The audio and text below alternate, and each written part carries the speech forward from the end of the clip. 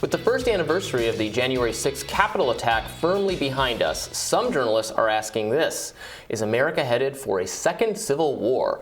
In recent weeks, doomsday headlines like this: is the U.S. really heading for a second civil war? Is a civil war ahead? Are we really facing a second civil war? And even, we are in a new civil war, have been popping up across mainstream media. Meanwhile, according to a new USA Today survey, 8 in 10 voters are worried about the future of U.S. democracy. We've got Team Rising here to weigh in. Colin Rogero is a Democratic strategist, and Rina Shah is a former Republican strategist and advisor at the Renew Democracy Initiative. Welcome to you both. Good morning. Good morning. And so, Colin, I'm curious for your take, particularly on the John Harris Politico piece that says, we're in a civil war, but what exactly is it about? I shared that piece over the weekend. Got a lot of people furious, and a lot of people just said, "Hey, idiot! It's white supremacy, like that. That's the issue." And it's like, okay, fine, grant that. Then what? Like, what is going on here that is different than it was 4 years ago, that it was 8 years ago, that it was 10 years ago? Is white supremacy stronger now? And then separately, like, what is the thing that Republicans want so badly that they can't get through the current system that they will implement, after this whatever coup that Democrats are afraid of? What is that thing? What does that look like? And I don't think the answers are as obvious as we necessarily think, but I don't know. What's your take? What is this about? Yeah, I mean, I think what it's about, and in that piece they mentioned the things that drove us to the point of civil war in previous times. And they ask, are we actually in that now? And I don't think we're in the civil war in the sense that, we're going to have armies form up against each other, right? However, we could be in a civil war where there's a significant amount of political violence and an uptick in that, and that's scary.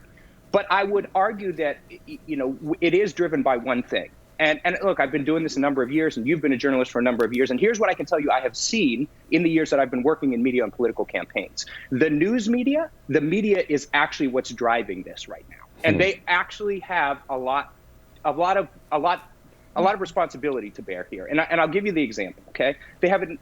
If we go back 10 years, 15 years, were we as divided as we are now? And I would ask, maybe we were divided ideologically, but not so vehemently against each other, okay? And that's, in my opinion, because there has been an entire news media created to demonize the other guy. And that's led with Fox News. And people consume that, and they assume that it's actual news when it's not.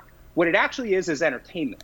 Okay. And entertainment, the problem with entertainment and people considering that's news is, in entertainment, you always have to get bigger and better and more extreme. Nobody goes to the movies to see the special effects that were done 10 years ago. They want bigger and more explosions and more realistic. And so what you have is a consistently more radical form of what people consider news and information, right? Like, Tucker Carlson is by far more radical than Bill O'Reilly was. Right? I mean, he knows what he's doing. He's telling lies every day. He just gets paid $30 million to do it. And the reason nobody is actually stopping this train, in my opinion, is very similar to the subprime mortgage crisis, right? Like, everybody was making so much money in this construct that nobody was going to step in the gap and say, hey, stop doing this. And eventually it crashed the economy. Now, we had a similar situation play out on January 6th where it almost crashed democracy. It's just that nobody's actually taken heed to it in large part and said, hey, we should probably back this down and maybe start giving people accurate information that isn't othering everybody. I mean, I agree with some of that. I disagree with some of that as well. But I think what I do agree with you on is that, well, I mean, we're not defining civil war very rigorously here in all this coverage of it. Oh, are we about to have a second civil war? When the answer, like in the literal terms, is obviously no. Like, the armies are not, we're not going to have some massive, we're unlikely to see massive political violence or like a clash of armies. If by civil war you mean everybody kind of hates each other and like we're more divided on political subjects than ever before, I guess, although you've really weakened what the term is. What do you think about that, Rina? I think, Robbie, we're suffering from a crisis of incivility in this country. I don't think it's absolutely implausible to say that there's an impending civil war, perhaps, but are we really that divided?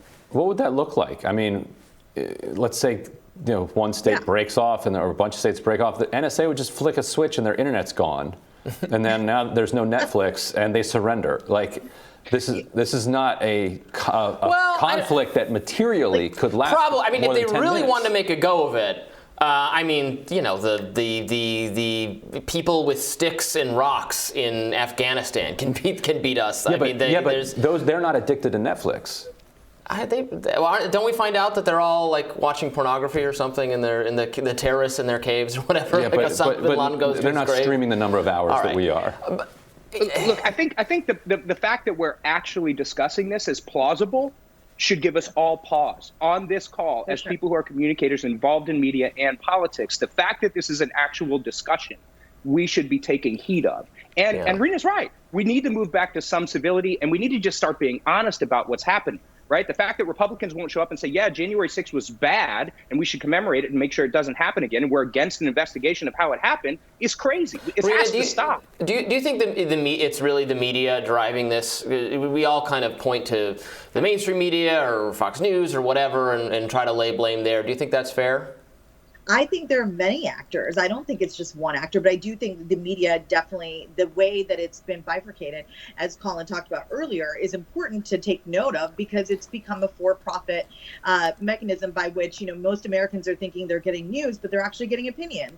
So this is a reality we're in now, is that there are many corporations out there who benefit from the fact that we do become increasingly divided as a society. But really, we can't lay blame on the hands of just one entity. I mean, I'm not one to say, the government's all good, but I'm also not one to say the government's all bad. I think individual responsibility has greatly eroded. I think the American family, the breakdown of that has been huge in terms of contributing to how people see the world outside. When they enter the public sphere, what are they angry at? It's almost like they're blaming other people for their problems. And then it comes to fruition in between, in just daily interactions with your neighbors, right? So I think in essence, what we're looking at really is misinformation. Disinformation's also got a role here. This is a multi-pronged approach that will get us out, but nobody's even starting to take the approach because, as Colin noted earlier, where's the incentive to begin? People have to feel pain. Corporations have to feel pain in order to act. And frankly, we're not really seeing that, because what we just saw last week with January 6th is that people still say, oh, that's so political. And these aren't just Republicans. I talked to Democrats last week who were saying, it's so political. I don't know if I want to get involved with a National Day of Unity because it's a political event. I'm like, hold on, wait a minute here. Did we all see the same thing? And that's where we have to begin. Right. And Colin, the reason that I wanted to start by talking about where this is coming from and what is different now than it was before, and what the movement is actually demanding, is that if you can answer those questions, then you can start to see some way out of the situation, or you can start to see which walls it's going to careen into around the next corner. So where do you think that this is headed to next, and realistically? Yeah, look, I think it probably gets a little bit worse before it gets better. But I think there's also a large swath of Americans, a large swath of people in the media, and a large swath of people that do the work that Rena and I do and have done in the past, that do not want to see the entire system fall apart. And so they will eventually start to reject some of this, kind of really divisive ideology. And hopefully then corporations and news begin to follow that as well. But right now, other than Rising and in a few small entities, there's not a whole lot of people pushing back saying, look, let's stop this. Let's give people the information and allow them to digest it themselves, instead of trying to move them into one camp. And what you talked about before, look, I think there's a lot of economic drivers here. So yes, people are angry. And I think people are angry because they've lost some economic status. They're incredibly worried. They're overworked, and they don't have enough money to ensure that if they missed one paycheck, they wouldn't be homeless. This is an incredibly difficult situation for Americans in, quote unquote, the middle class to be in. And they're angry about it. And what Donald Trump and what some people have done so well is literally take that anger and point it at somebody else. Last word, Rena? I think people don't feel represented. We were always told and taught that we have a representative democracy. are we being representative? For decades, people have felt that our leaders don't represent our values and that the situation is what it is and it will remain unchanged despite our best efforts. And I think that's a big part of the problem as well, that segues right into what Colin just mentioned, is this lack of representation, this lack of feeling heard has led people to do some very ugly things. How do we get the everyday American that's not in the political and media sphere to actually care? That is our greatest challenge. Colin and Rena, thank you so much for joining us. Thank you. Always a pleasure. Stick around. We'll be right back with more Rising.